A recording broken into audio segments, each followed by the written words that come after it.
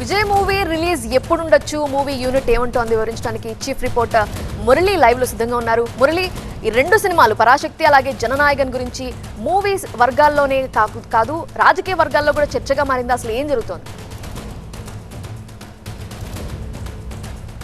అంటే ఈ రెండు సినిమాలకు సంబంధించి కూడా సెంట్రల్ బోర్డు సర్టిఫికేట్ ఇవ్వడం కోసం ముందు నుంచి కూడా అభ్యంతరాలు తెలుపుతోంది. ఈ విషయాన్నే కౌంటర్ చేస్తూ కోర్టును కూడా నిర్మాతలు ఆశ్రయించారు. అయితే పరాశక్తి సినిమాకి మాత్రం కోర్టు ఆదేశాలతో అడ్డంకులు తొలగిపోయాయి.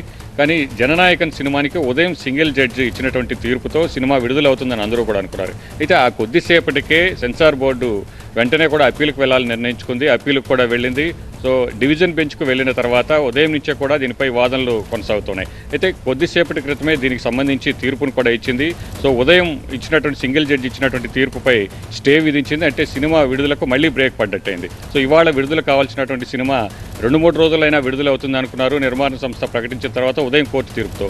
అయితే ఇవాళ స్టే విధించడంతో పాటు దీనికి వివాదానికి సంబంధించి ఈ విచారణను 21కి వాయిదా వేయడంతో అంటే ఈ పండుగకు ఈ సినిమా విడుదల అనేది ఎట్టి పరిస్థితుల్లోనూ ఉండేటువంటి అవకాశం లేదు. సో పైకోర్టుకు కూడా వెళ్ళడానికి అవకాశం లేదు. ఎందుకంటే ఇక్కడ హైకోర్టులో విచారణ పెండింగ్లో ఉన్నటువంటి సందర్భంలో సుప్రీంకోర్టు కూడా వెళ్ళడానికి లేదు. సో ఈ సందర్భంలో సినిమా పండుగకు విడుదలయ్యేటువంటి అవకాశం లేదు. అయితే సెన్సార్ బోర్డును కోర్టు తీవ్రంగా అభ్యంతరం వ్యక్తం చేసింది. ఎందుకు మీరు ఇంత తొందరపడి ఉదయం ఇచ్చినటువంటి సింగిల్ బెంచ్ జడ్జి ఇచ్చినటువంటి తీర్పును వెంటనే కూడా సవాల్ చేయాల్సినటువంటి అవసరం ఏమొచ్చిందని కూడా ప్రశ్నించింది. అయితే సింగిల్ జడ్జి ఇచ్చినటువంటి తీర్పు తర్వాత తమకు కౌంటర్ దాఖలు చేసేందుకు కూడా సమయం ఇవ్వని కారణంగానే డివిజన్ బెంచ్కు రావాల్సి వచ్చిందని కూడా సమాధానం చెప్పినటువంటి పరిస్థితి. మరోవైపు నిర్మాణ సంస్థను కూడా మందలించింది. అసలు సెన్సార్ సర్టిఫికేట్ రాకముందే మీరు విడుదల తేదీని ఎలా ప్రకటిస్తారు? అంత తొందరపడి మీరు తేదీని మీరు ఎలా ప్రకటించుకుంటారు? ఇంత హడావిడిగా సినిమాని విడుదల చేయాల్సినటువంటి అవసరం ఏముందన్నటువంటి విషయాన్ని కూడా ప్రశ్నించింది. సో నిర్మాణ సంస్థ కూడా కౌంటర్ దాఖలు చేసుకునేందుకు అవకాశం కల్పిస్తూనే ఈ తీర్పుకు సంబంధించి విచారణకు సంబంధించి 21 వరకు కూడా వాయిదా వేసింది. అలాగే రాజకీయ వర్గాల్లో కూడా ఇది తీవ్రమైనటువంటి చర్చగా రాజకీయ వర్గాలు కనబడుతోంది. కాంగ్రెస్ పార్టీ అంటే డిఎంకే కూటమిలో ఉన్నటువంటి కాంగ్రెస్ కూడా దీనిపై ఒక ప్రకటన విడుదల చేసింది. ఏదైతే ఇప్పటి వరకు కూడా కేంద్ర ప్రభుత్వం సినిమాలపై కూడా ఈ రాజకీయం చేసేటువంటి ప్రయత్నం చేస్తుంది, సినిమా విడుదలను అడ్డుకునేటువంటి ప్రయత్నం చేస్తుంది. ఇప్పటి వరకు కూడా సిబిఐ, ఈడీ లాంటి సంస్థలు మాత్రమే తమ చెప్పు చేతుల్లో పెట్టుకుంది.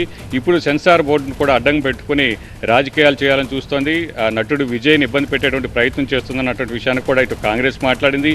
డిఎంకే అయితే పరాశక్తి సినిమాకి సంబంధించి ఆ పరాశక్తి సినిమా మొత్తం కూడా డిఎంకే బ్యాక్ డ్రాప్లో ఉంటుంది. సో అన్నాదురై ఆ రోజు చేసినటువంటి హిందీ వ్యతిరేక ఉద్యమానికి సంబంధించినటువంటి అంశం కాబట్టి అటు ఆ సినిమాకి సంబంధించినటువంటి విడుదలను ఆపాలని చూడడంపై వారు అభ్యంతరం వ్యక్తం చేశారు. కోర్టుకు వెళ్ళిన తర్వాత దానికి ఆ విడుదలకు అవకాశం దొరికింది. రేపు సినిమా విడుదల కాబోతోంది.